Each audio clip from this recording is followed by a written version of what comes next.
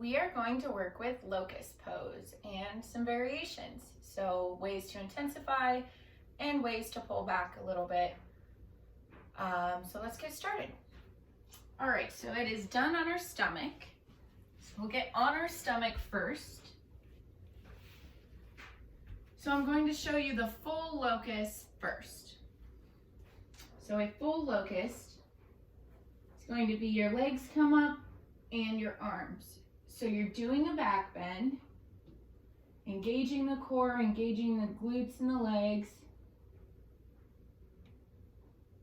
and breathing. And then lowering down. So it's a pretty intense back bend when you get into it, a full locust. So if you want to start out going a little lower pace or intensity, not pace, intensity, you have the option to kind of relax your upper body. You can keep it, the arms extended, you kind of relax the head, keep the head up, but you have the option to just lift the legs first and minimize the back bend, okay?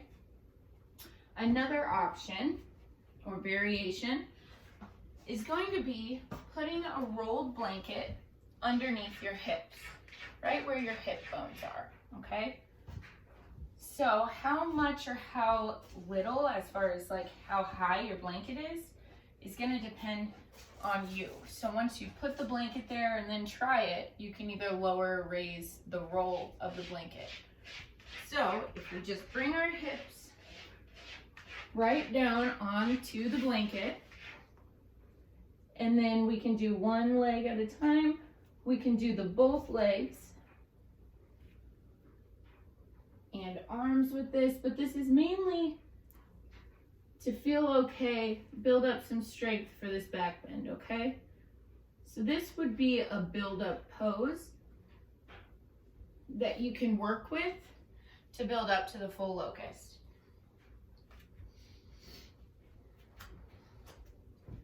As far as other build-ups go, things to do to kind of warm up the back before you go into something like a full locust is going to be over there. So we can do cobra, okay? We can do up dog.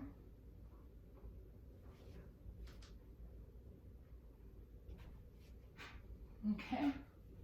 We have those two options, and then we have Sphinx. So Sphinx, we keep the forearms and the palms down, and then we gaze forward.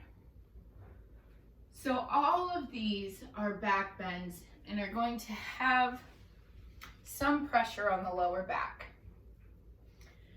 So starting off with things like cobra, Sphinx, up dog.